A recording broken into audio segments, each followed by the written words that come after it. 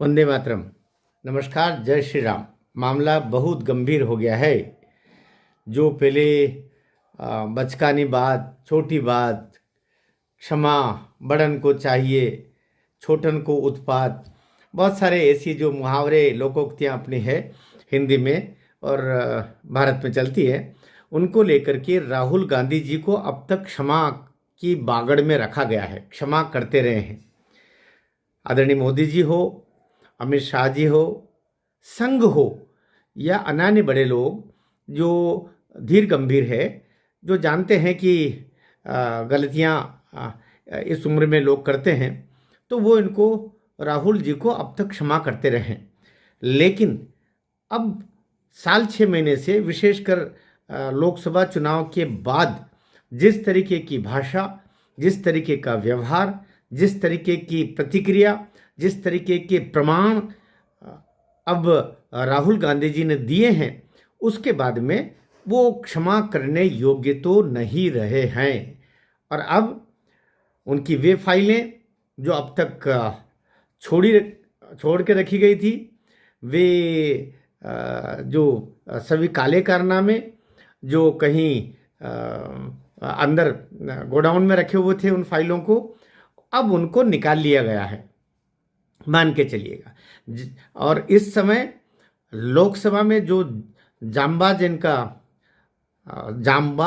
तार्किक, अध्येता और पॉपुलर, लोकप्रिय, ये जो संदीप पात्रा नाम का सांसद गया है लोकसभा में, ये अब बखिया उधेड़ने में अब पीछे नहीं रहने वाले हैं। ये पढ़ाकू लोग हैं, ये अध्ययनशील लोग हैं। ये केवल ऊपर के वाले लोग नहीं, जय श्री राम, भाई वाह वाह, खाली उससे नहीं।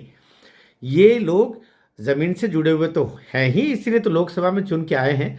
साथ ही ये लोग अध्येता हैं, ये विषय का अध्ययन करते हैं, कहाँ कहाँ तक मार उस विषय की होने वाली है और उसको कैसे करना है, क्या भविष्य में इस पर प्रतिक्रिया होगी, उस सब का अंदाज़ा करके और फिर पुख्ता बात होने पर ये लोग विषय को लेके आने वाले हैं, तथ्यों को लेके आने वाले हैं, आरोपों को लेके आने वाले हैं। ऐसे ही अभी भरी लोकसभा में, भरी राज्यसभा में सुधांशु त्रिवेदी जी, इधर संदीप पात्रा उधेड़ के रख रहे हैं लोकसभा में, निचले सदन में, और ऊपरी सदन में राज्यसभा में सुधांशु त्रिवेदी वो बिल्कुल बखिया उधेड़ने में लगे हुए हैं, मुंह दिखाने लायक नहीं छोड़ रहे हैं। तो अब तक जो चीज़ें पर्दे के पीछे चल रही थी, वो मुद्दा चाहे आपकी 2 देशों की नागरिकता का हो, ये आरोप अब भी आरोपी है, लेकिन ऐसे आरोप छोटा मोटा ट्रायल कोर्ट, ऐसी वैसी जगह नहीं, 2 हाई कोर्ट ने गृह मंत्रालय को लिखा है, पूछा है कि इनके बारे में बताइए भाई, तथ्य तो सब सामने आ रहे हैं, आपके क्या ओपिनियन है। इलाहाबाद हाई कोर्ट ने पूछा है, एक पिटिशन लगाई है उसके संदर्भ में। उत्तर प्रदेश का एक युवा है, उसने लगाई कि राहुल गांधी को ब्रिटेन की नागरिकता भी है और भारत की नागरिकता भी लिए हुए हैं, और अपने देश का कानून ये बोलता है कि अपने देश की भारतीय नागरिकता रखने वाला व्यक्ति दूसरे देश की नागरिकता नहीं रख सकता। यदि वो ऐसा करता है तो वो अपराध है और उसकी भारतीय नागरिकता तुरंत समाप्त की जा सकती है। ये नियम है, ये प्रदत्त है, ये अपने संविधान में है। तो ये जो अब तक करते जा रहे हैं, अभी तक सुब्रमण्यम स्वामी जी के द्वारा भी और उस युवक के द्वारा भी 2 पिटिशन इलाहाबाद हाई कोर्ट में लगी है, दिल्ली हाई कोर्ट में लगी है। दिल्ली हाई कोर्ट ने भी गृह मंत्रालय, भारत सरकार को पूछा है कि भाई आप अपनी इसमें जो आपको जो कहना है, आप अपने शपथ पत्र के द्वारा अपनी बात रखें कि ये शिकायत इनकी आई है। गृह मंत्रालय के पास तो पहले ही शिकायत की जा चुकी है। जब पहले ये कोर्ट के पास गया था वो युवक, तब उत्तर प्रदेश का युवक है, उससे तो पहले हाई कोर्ट ने कहा था कि आप ये संबंधित जो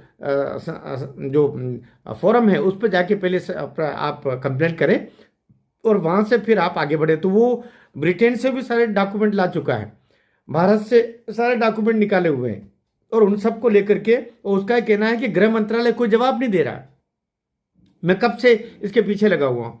तो अब माननीय उच्च न्यायालय इलाहाबाद और माननीय उच्च न्यायालय दिल्ली, इन दोनों के द्वारा गृह मंत्रालय भारत सरकार से पूछा गया है कि आप अपनी जो ओपिनियन है इस पर दें कि आपके पास क्या तथ्य है, क्योंकि हमारे पास ये सब लेखा जोखा आ चुका है।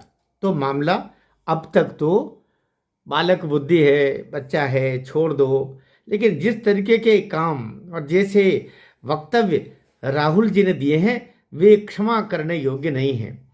जब लोकसभा चुनाव में 240 पर मोदी जी को बहुमत अटक गया तो किस तरीके से उन्होंने कहना शुरू किया, राहुल जी की को शोभा नहीं दे रहा था जब वो कह रहे थे कि नरेंद्र मोदी जी की अब कंधे उनके झुक गए हैं, अब उनसे वो आंख मिला करके और उस तरीके से बात नहीं कर पा रहे हैं। अब ये शोभनीय बातें नहीं थी, ये शोभनीय बातें नहीं थी।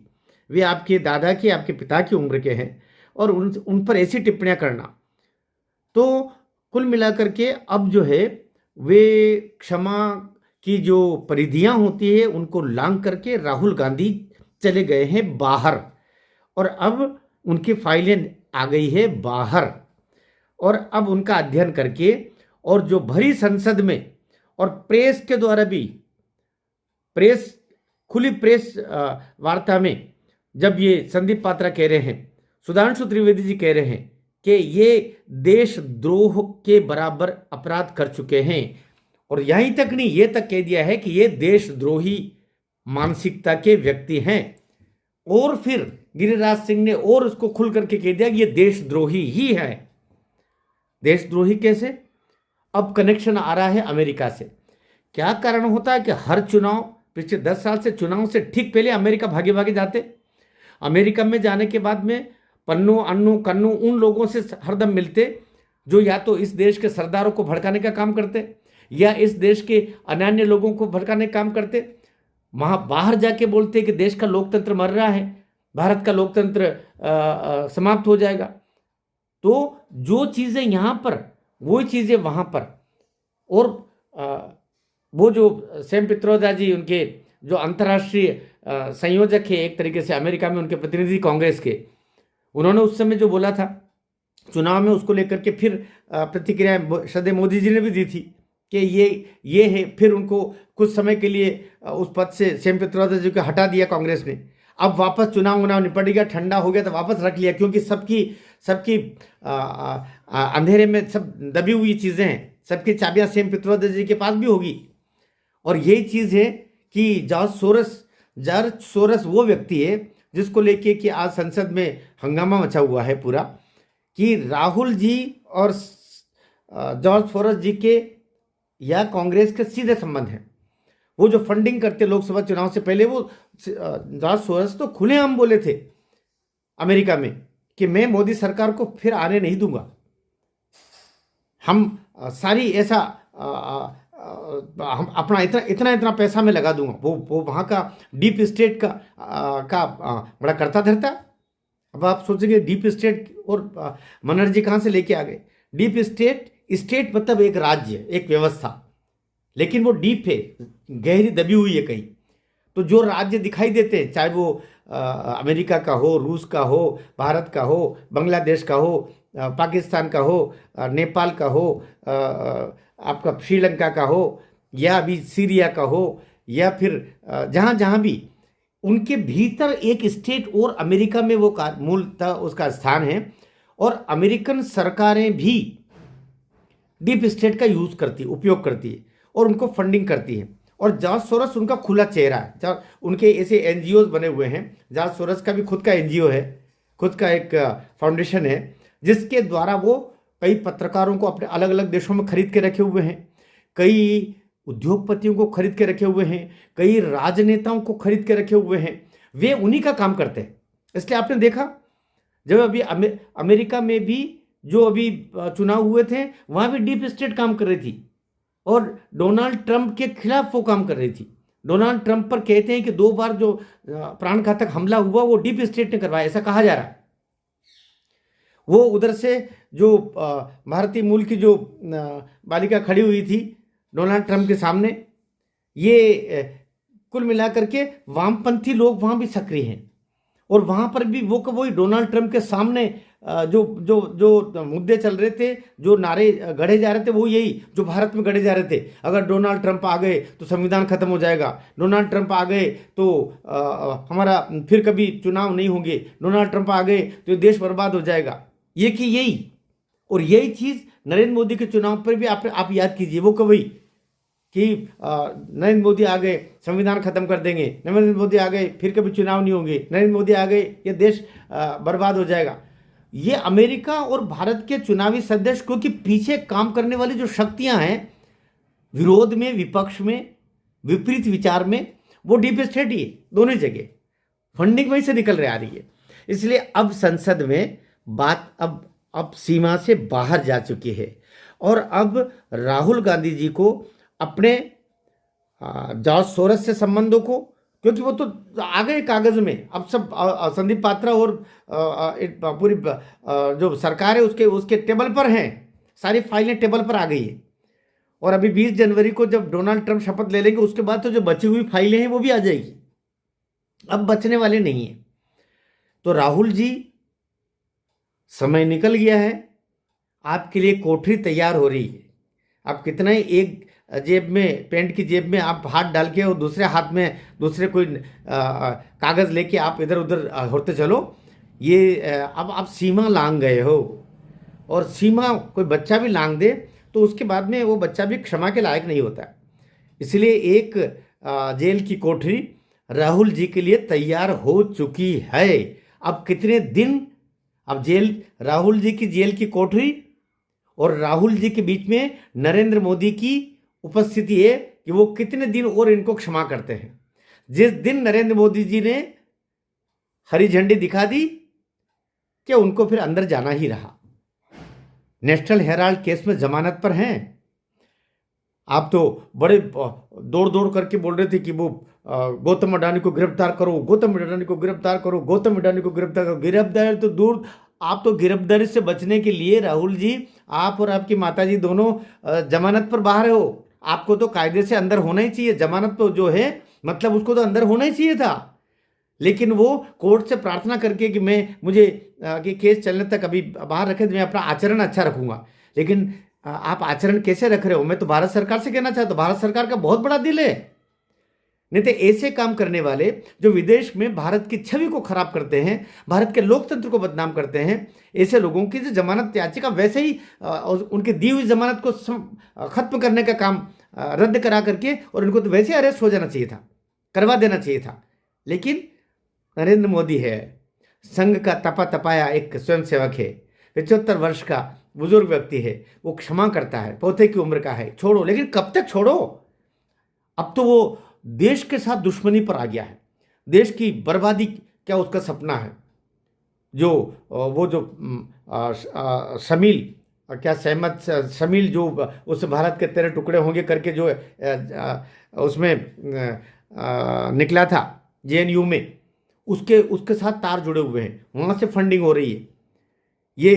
ये वो बंधुओं डीप स्टेट है जिसने बांग्लादेश में तख्ता पलट करवाया। यही वो डीप स्टेट है जिसने श्रीलंका में तख्ता पलट कराया। यही वो डीप स्टेट है जो पाकिस्तान की ऐसी अवस्था किए हुए। यही वो डीप स्टेट है जो अभी सीरिया में सब कुछ करवा रही है। यही वो डीप स्टेट है, और डीप स्टेट के जॉर्ज सोरोस जैसे ही लोग हैं जो भारत में भी अस्थिरता पैदा करके।